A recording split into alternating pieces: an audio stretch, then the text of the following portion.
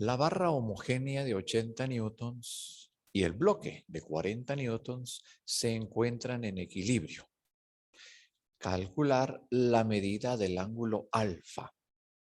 Y tenemos acá una figurita que nos muestra la situación física del sistema. Hay una polea alrededor de la cual pasa una cuerda. Observemos que esta cuerda sujeta a este bloque, que ya se mencionó, es de 40 newtons de peso, y al mismo tiempo en el otro extremo sostiene a la barra homogénea desde el punto B. Y todo está perfectamente equilibrado. La barra homogénea está determinada por los puntos A y B. En el punto A tenemos un pasador.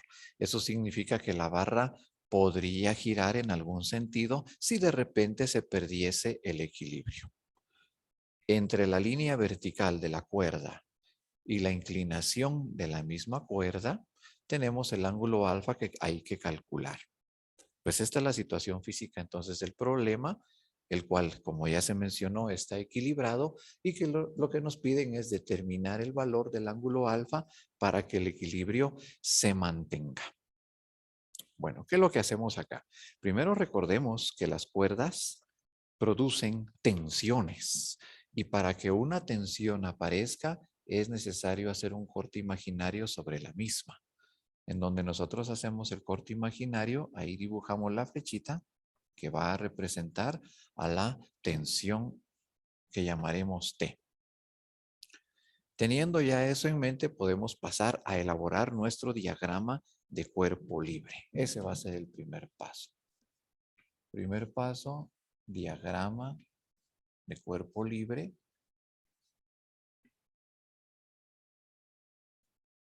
Para la barra. Una observación. Dice que la barra es homogénea. Eso significa que el material del cual está hecha la barra tiene una densidad constante. Por lo tanto, el peso de la misma se va a concentrar exactamente en el centro. ¿Cómo hallamos el centro de una barra que está dibujada de esta manera? Pues sencillamente podemos aproximarlo con los dedos, moviendo los dedos más o menos al mismo ritmo hasta que estos se encuentren por acá. Entonces, más o menos por ahí va a estar el centro de la barra y es ahí donde va a actuar todo su peso. Y recordemos que el peso siempre se dibuja en vertical y hacia abajo. Bien, entonces procedemos a elaborar el diagrama de cuerpo libre de la barra. Yo me voy a auxiliar del dibujo que tenemos como modelo para trasladar acá el dibujo de la barra. Así puedo más o menos aproximar que la barra quede a la misma inclinación que tiene en el dibujo original. Bueno, voy a hacerla por acá un poquito más cortita. Ya tenemos el dibujo de la barra. Luego viene la tensión, la fuerza de tensión que se produce en el punto B. La dibujamos de esta manera. Ahí va a estar la tensión. Entre la tensión y la barra se va a formar un ángulo al que podemos llamar beta o cualquier otra letra griega de las que se utilizan tradicionalmente para identificar a un ángulo. Puede ser alfa, bueno, alfa no porque ya está acá, pero puede ser beta, gamma, lambda, mu o cualquier otra letra griega de las que se utilizan para los ángulos. El peso, como ya dijimos, el peso se puede localizar moviendo los dos dedos hasta que se encuentran ahí en el centro de la barra y dibujamos el peso por medio de un vector dirigido hacia abajo. Aquí va a estar el peso de la barra. Y luego nuestro punto de giro o pivote va a ser el punto A, porque alrededor del punto A es en donde está el pasador y alrededor de este punto la barra podría girar. Entonces es conveniente calcular momentos con respecto al punto A. Ya tenemos entonces acá nuestro diagrama de cuerpo libre para la barra. Ahora, ¿qué datos tenemos? Los datos que tenemos es el peso que tiene la barra homogénea, que es de 80 newtons. Entonces W es igual a 80 newtons. Luego dice que el bloque del cual está conectado el sistema a la barra es de 40 newtons. Pero recordemos algo importante de las poleas. En una polea, la fuerza de tensión que se produce en un lado será la misma tensión que se produce en el otro lado porque la cuerda es la misma. Es decir, si este bloque de acá está ocasionando hacia abajo una fuerza de 40 newtons, pues esa será la tensión en la cuerda del lado izquierdo de la polea. Y por lo tanto será la misma tensión producida en el otro lado de la cuerda. Conclusión, la tensión T tiene que ser igual a 40 newtons para poder sostener el peso del bloque que está colgando y equilibrado. Entonces, estos datos son importantes analizarlos antes. El peso me lo dan, la tensión no me dan directamente su valor, pero sabemos que la tensión es la misma en toda la cuerda. Y si la cuerda sostiene un peso de 40 newtons, entonces la tensión en la cuerda tiene que ser también de 40 newtons. Luego, la barra no dice cuánto mide. No me dan el dato de la longitud de la barra. Alguna longitud tendrá. El peso actúa exactamente a la mitad, entonces podemos asumir que del punto A al centro O, la distancia es L metros, no sabemos cuánto, y del centro para el punto B, la distancia también es L, porque estamos exactamente a la mitad de la barra homogénea. Podemos utilizar L, podemos utilizar X, podemos utilizar cualquier otra letra para indicar estas medidas, que son importantes ya que nos van a servir para calcular los momentos. Por último, tenemos este otro dato de acá. El ángulo que se forma con la vertical y la barra dice que es de 70 grados. Por relación de ángulos, resulta el mismo ángulo acá abajo, 70 grados. ¿Qué principio geométrico se aplica acá? El principio de las paralelas. Esto de acá y esto de acá es equivalente. ¿Por qué? Veámoslo de esta manera. Yo tengo acá una línea vertical. Aquí tengo otra paralela. Y luego acá viene una diagonal que la corta.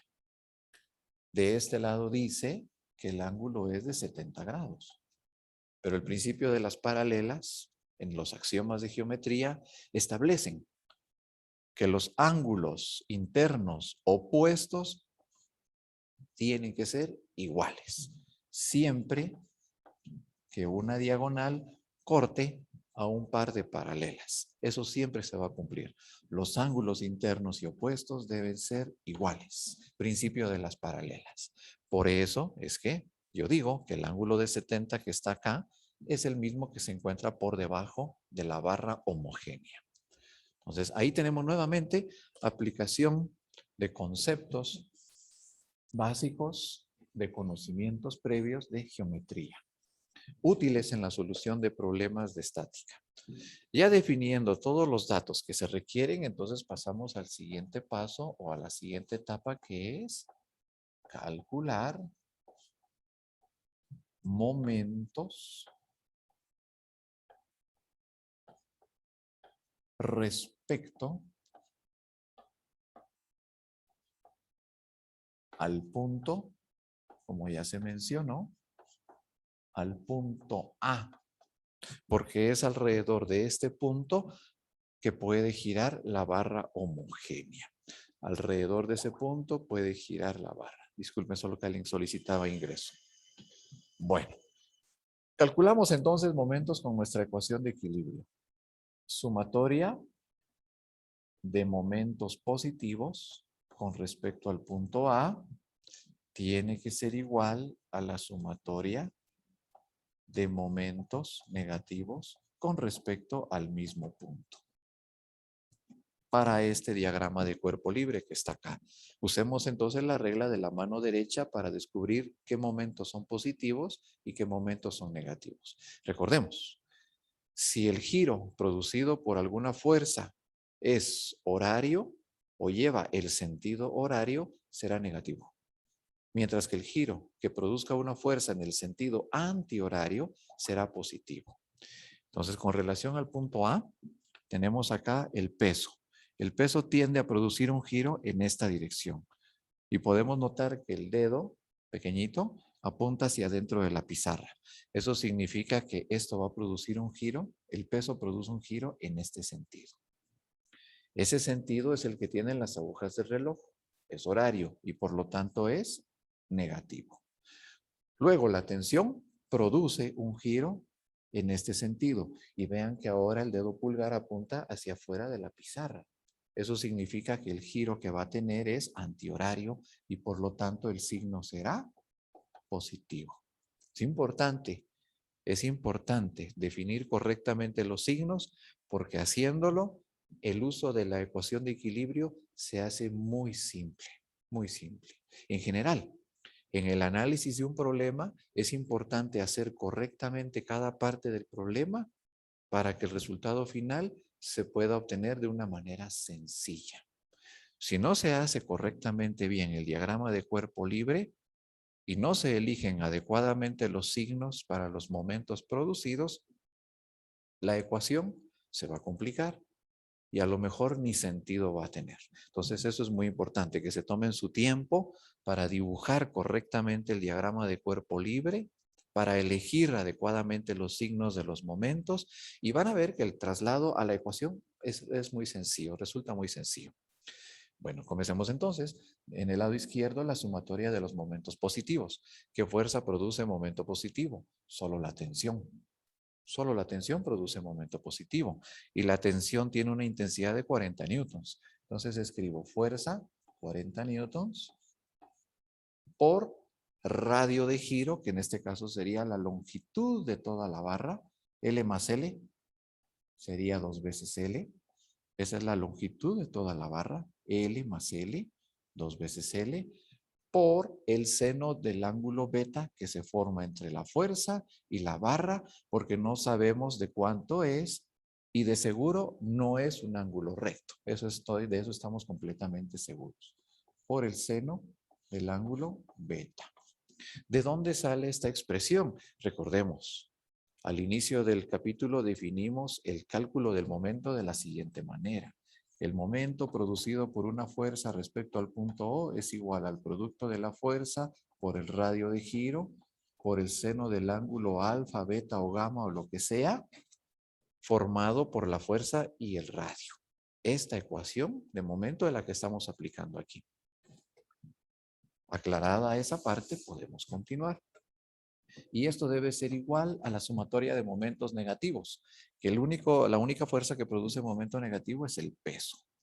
¿Cuál es el momento que produce esta fuerza? Pues el peso es de 80 newtons, entonces escribo 80 multiplicado por radio de giro. El radio de giro es solo la mitad de la viga o de la barra, solo la mitad, entonces es L por el seno del ángulo que se forma entre estos dos, entre el radio de giro y entre la fuerza, que sería seno de 70 grados.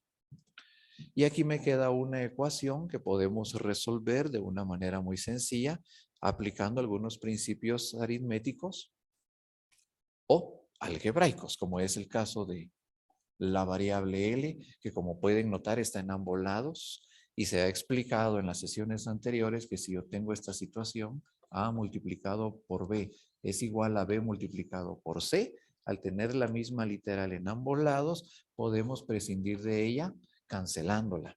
Pues eso es precisamente lo que le va a suceder a L.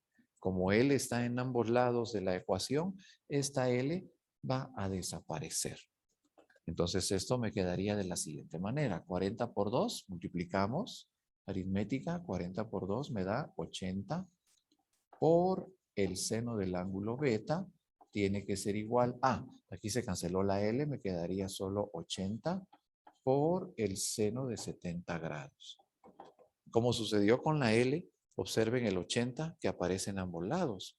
Como es el mismo número, podemos prescindir de él cancelando. ¿Y qué me quedaría entonces? Me quedaría la siguiente ecuación.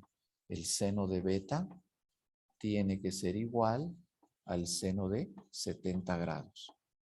Y esta ecuación tiene información clave para la solución del problema.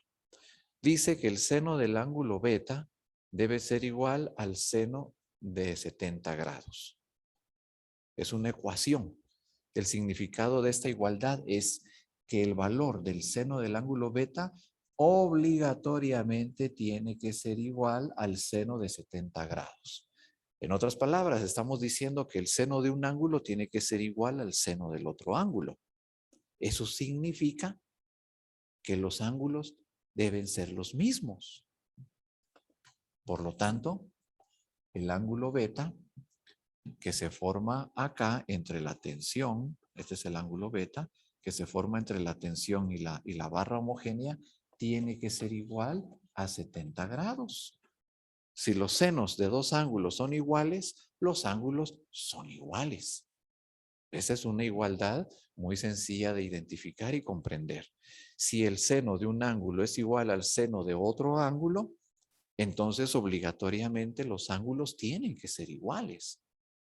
Y si este ángulo es de 70 grados, entonces beta tiene que ser igual a 70 grados, porque los valores de las funciones trigonométricas seno se están igualando, Entonces, esta parte de acá es importantísima y es clave.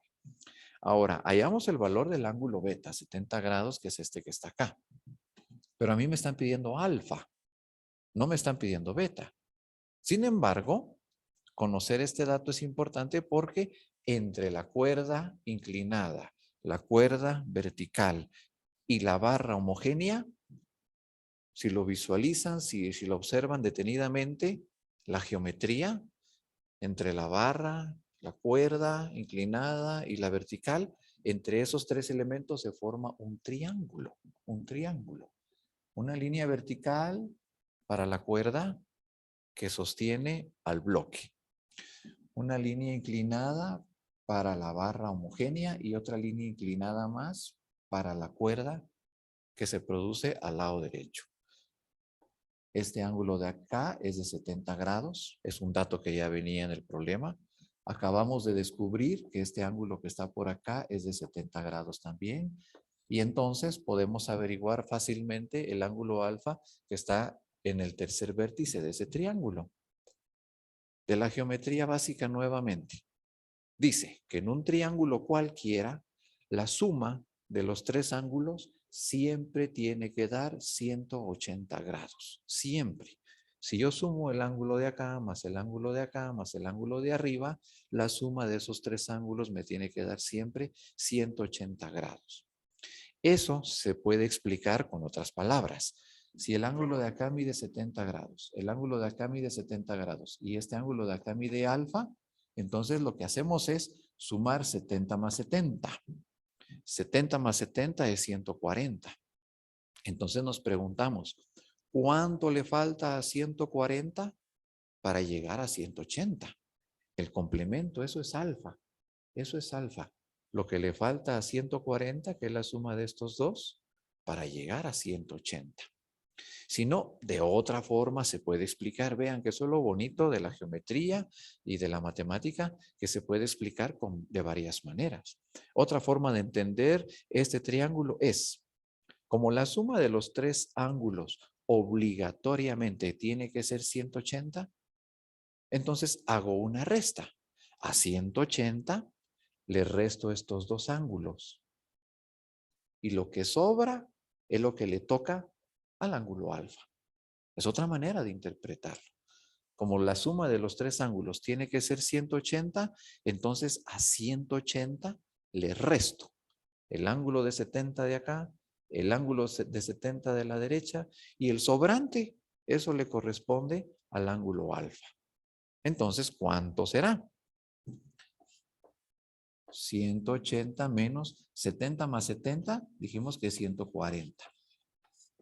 180 menos 140 es una resta muy sencilla.